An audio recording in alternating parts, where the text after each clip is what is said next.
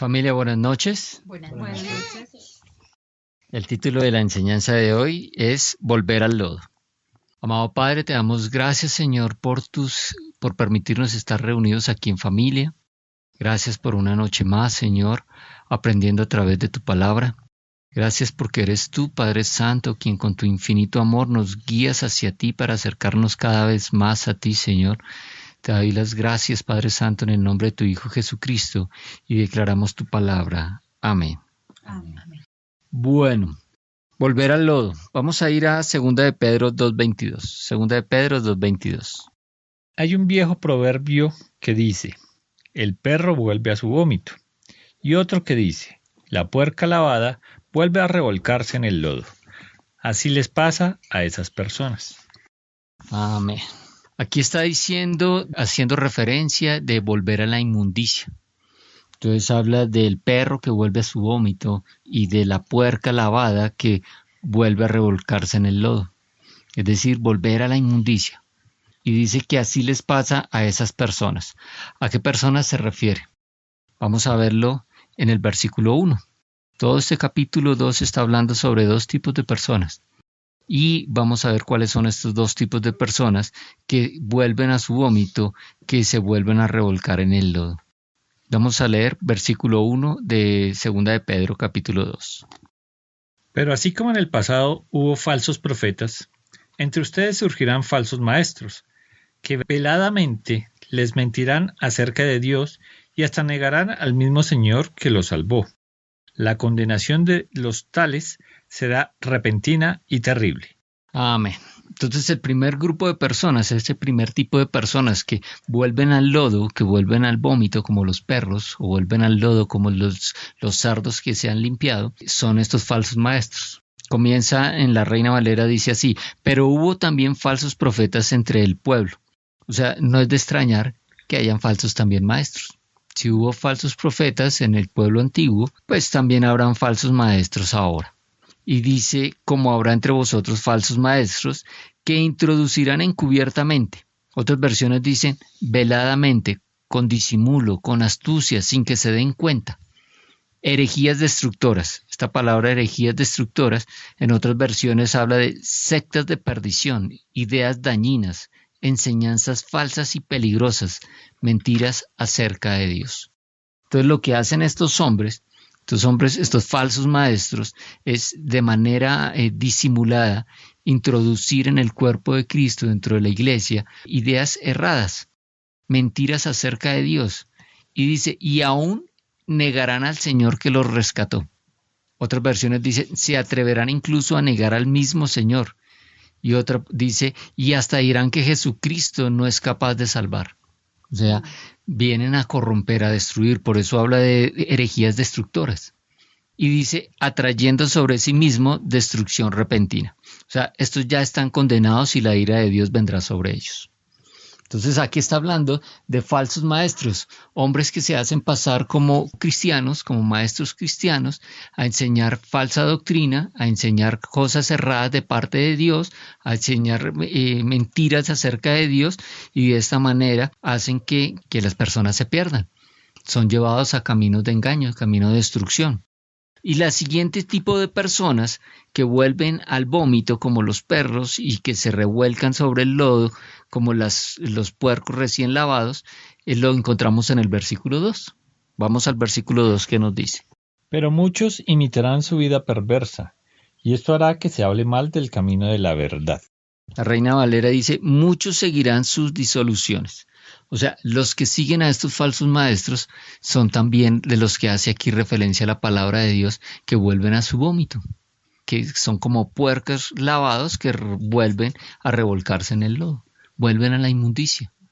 Dice, y muchos seguirán sus disoluciones. Otras versiones dicen, muchos seguirán su vida viciosa, su vida perversa, sus malas enseñanzas y su vergonzosa inmoralidad, por causa de los cuales el camino de la verdad será blasfemado. La traducción en lenguaje actual dice, mucha gente vivirá como estos falsos maestros, haciendo todo lo malo que se les antoje. Por culpa de ellos, la gente hablará mal de los cristianos y de su modo de vivir. O sea, estos están haciendo que el camino de la verdad sea blasfemado. que se hable mal de los cristianos y de su modo de vivir. Entonces, estos son los que la palabra de Dios nos está advirtiendo que vuelven al lodo. Ahora, estos tienen que esperar el santo juicio de Dios. Es de esperar el santo juicio de estos que vendrá sobre ellos. En el primer versículo dice que atrayendo sobre sí mismos destrucción repentina. O sea, estos tienen que esperar el santo juicio de Dios. Y ese es el problema, que muchos creen que el santo juicio de Dios no vendrá. Ahora, vamos a ver que este tipo de personas se han extraviado del camino. Han perdido el camino. Vamos a leer el versículo 15. Versículo 15. Andan tan descarriados que son como seguidores de Balán, el hijo de Bosor, quien por ganar dinero hacía cualquier cosa injusta. Entonces, estos extraviaron el camino, siguiendo el camino de Balán. Balán es un tipo de profeta en el Antiguo Testamento, lo encontramos por allá en el libro de Números, en los versículos 22, 23, 24 e incluso el 31 hablan de este profeta Balán. El pecado de Balán fue que hizo pecar a otros.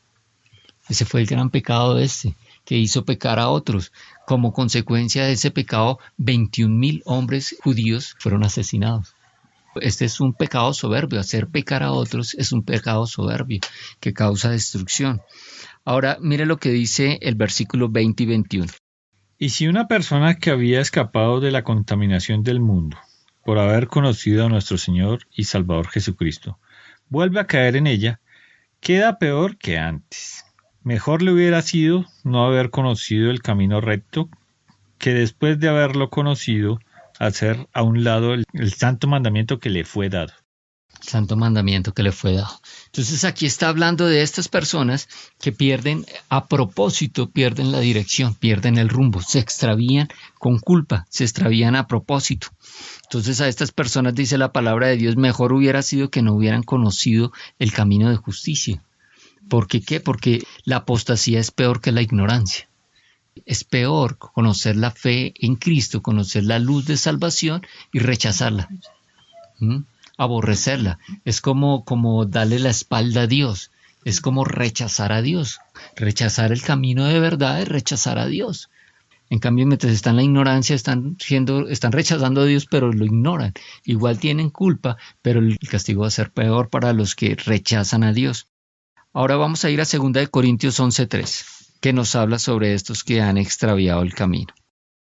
Pero teme que de alguna manera su pura y completa devoción a Cristo se corrompa, tal como Eva fue engañada por la astucia de la serpiente. Amén. Entonces aquí está el Señor advirtiéndonos de ese riesgo de ser extraviados de la sincera fidelidad a Cristo, bajo estos engaños de estos falsos maestros que están siendo dirigidos por la oscuridad, por las tinieblas. Entonces el propósito de estos hombres es extraviar a los hombres de la verdad. Y aquí el Señor, en la palabra de Dios, nos está advirtiendo de ese riesgo, de ser extraviados de la sincera fidelidad a Cristo a causa de la astucia de los engaños. Leíamos que estos engaños vienen de manera sutil, ¿no? Que estos vienen de manera encubierta, con disimulo, con astucia, sin que la gente se dé cuenta, los vienen y los engañan con cosas, con palabras que parecen atractivas, los van seduciendo y los van alejando de la verdad. Y el Señor nos advierte sobre este riesgo.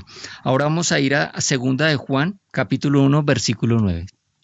Todo el que se desvía de esta enseñanza no tiene ninguna relación con Dios, pero el que permanece en la enseñanza de Cristo tiene una relación tanto con el Padre como con el Hijo. Amén. Entonces, extraviarse de esta doctrina, de la enseñanza de nuestro Señor Jesucristo, es alejarse del Padre y es alejarse del Hijo. Y aquí nos advierte, el extravío puede ser temporal y la conversión lo rectifica. O sea, una persona se puede extraviar del camino temporalmente, llegue seducido por las concupiscencias, por sus pasiones, por sus ambiciones, puede extraviar el camino, especialmente cuando una persona es espiritualmente joven, está comenzando, apenas su espíritu está creciendo, es un bebé espiritual, puede correr el riesgo de extraviar el camino seducido por las pasiones de la carne, pero puede rectificar el camino, puede enmendar el error, pero este extravío también puede resultar definitivo y entonces llega la perdición. Entonces ahí es que tener cuidado de que este extravío no se convierta en algo definitivo. Por eso hemos tenido diferentes enseñanzas. En una de ellas aprendimos que el que se hace amigo del mundo se vuelve enemigo de Dios. Y es por esto, porque el mundo siempre va a tratar de seducir a las personas para alejarlas de Dios. Entonces, esto nos lleva a recordar la parábola del sembrador, que dice que la palabra es la semilla que es regada, pero que llega a algunas personas y los afanes de este mundo, o que llega el enemigo, Satanás, que son las aves que vienen y se comen esa semilla, o que la semilla cae entre rocas, entonces las aflicciones y las dificultades asfixian a esa semilla y no da fruto. Las que caen en las rocas, las que caen en el suelo duro, las que caen entre espinos, que son los afanes de este mundo, todas esas son personas a las cuales les llegó la palabra de Dios, que la recibieron, pero extraviaron su camino y no dieron fruto de salvación. Entonces aquí nos está advirtiendo de esto. Cualquiera que se extravíe y no persevera en la doctrina de Cristo, no tiene a Dios. Y el que persevera en la doctrina de Cristo, ese tiene al Padre y tiene al Hijo. Entonces debemos perseverar en la doctrina de nuestro Señor Jesucristo. No debemos permitirnos extraviarnos del camino. Nosotros debemos estar atentos a esas malas enseñanzas, por eso debemos conocer la palabra de Dios. Nosotros debemos permanecer firmes en la palabra de Dios, crecer cada día más en el conocimiento de la palabra de verdad, para no dejarnos llevar por falsas enseñanzas, por falsos maestros. El Espíritu Santo que mora en nosotros, cuando nosotros conocemos la palabra de Dios, nos va a advertir de estos errores.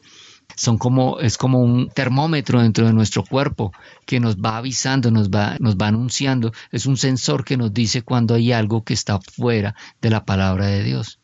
Nosotros debemos estar sensibles a eso.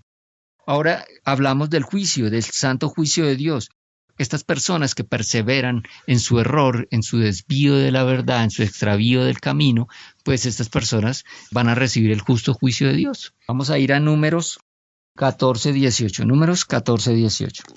El Señor es lento para enojarse y está lleno de amor inagotable, y perdona toda clase de pecado y rebelión, pero no absuelve al culpable. Él extiende los pecados de los padres sobre sus hijos. Toda la familia se ve afectada, hasta los hijos de la tercera y la cuarta generación. Entonces aquí vemos la incidencia del pecado, ¿no? Cómo la incidencia del pecado va afectando las generaciones. Y nos dice acá que el Señor, la Reina Valera dice, Dios no da por inocente al culpable. Él es lento para la ira y Él quiere perdonar, pero no absuelve al culpable. Él no da por inocente al culpable. Entonces vamos a mirar en este mismo segundo capítulo de Pedro, de Segunda de Pedro, vemos diferentes juicios que el Señor realizó sobre estos hombres impíos, estos hombres pecadores, estos hombres hacedores de maldad. Y de esta manera nosotros podemos comprender cómo es el método de Dios para proceder. ¿Cómo procede Dios frente a estas situaciones? ¿Cómo es el juicio de Dios? El método de Dios para proceder siempre se muestra con ejemplos en la Biblia. La Biblia, las historias de la Biblia nos enseñan el carácter de Dios, nos enseña cómo piensa Dios, cómo obra Dios y cómo actúa Dios. Y vamos a ver que acá en Segunda de Pedro nos da 3 ejemplos de este juicio de Dios sobre los impíos. Y el primero lo vemos en el versículo 4. Versículo 4. Dios no perdonó a los ángeles que pecaron, sino que los arrojó al infierno y los dejó encadenados en prisiones de oscuridad hasta el día del juicio. Entonces aquí vemos que incluso los ángeles que se rebelaron a Dios, ellos recibieron el santo juicio de Dios. El juicio que corresponde, porque Dios no deja sin castigo al culpable. Entonces aquí vemos que incluso los ángeles que se rebelaron contra Dios recibieron el castigo, y el castigo fue que fueron arrojados al infierno, a las prisiones de la oscuridad. Aquí Matthew Henry, en los comentarios de Matthew Henry, hace unos comentarios al respecto que quiero compartirles. El primero de ellos dice, si las criaturas pecan, aún en el cielo, deben sufrir en el infierno. Entonces, siempre la consecuencia del pecado es la muerte. La palabra de Dios nos enseña que la consecuencia del pecado es la muerte. Y la muerte es estar separado de Dios eternamente. Desde esa muerte espiritual, separado de Dios eternamente. Es decir, sin quien nos protege y nos cuida de las acechanzas del enemigo. Ahora, Otro comentario también muy acertado de Matthew Henry al respecto es que el pecado es la obra de las tinieblas y las tinieblas es la paga del pecado. Entonces, estos hombres andan en tinieblas, estos impíos andan toda la vida en tinieblas, la consecuencia es que pasen una eternidad en tinieblas, ¿no? Separados de Dios, separados de la luz verdadera. Ahora, el segundo ejemplo de juicio lo encontramos en el versículo 5. Con la excepción de Noé, predicador de la justicia, y sus 7 familiares, tampoco perdonó al mundo antiguo, sino que envió el diluvio para destruir completamente a los impíos. Entonces aquí vemos el juicio de Dios sobre el mundo antiguo. Aquí estamos hablando de la época de Noé. Vamos a mirar cómo era la circunstancia bajo la cual vino este juicio de Dios que destruyó a todo el mundo a través del diluvio universal. Lo encontramos en Génesis 6:5. Génesis 6:5. Dice la palabra: el Señor vio la magnitud de la maldad humana en la tierra y que todo lo que la gente pensaba o imaginaba era siempre y totalmente malo. El mundo era un mundo de perversión, un mundo corrompido. Todas las personas estaban corrompidas, solo pensaban en lo malo. Y pues cayó sobre ellos el justo juicio de Dios. Aquí Matthew Henry comenta: si el pecado es universal, el castigo se extenderá por igual a todos. Ahora, otro ejemplo del juicio de Dios lo encontramos en el versículo 6 y 7. Versículos 6 y 7. Más tarde, redujo a cenizas las ciudades de Sodoma y Gomorra, y las borró de la superficie de la tierra para que sirviera de advertencia a los impíos. Al mismo tiempo, rescató a Lot, que era un hombre justo, amable del bien y estaba asqueado de las perversidades de esos impíos que veía y oía diariamente. Amén. Entonces Dios juzgó a estas ciudades, las ciudades de Sodoma y Gomorra, haciéndolas ejemplo de su juicio.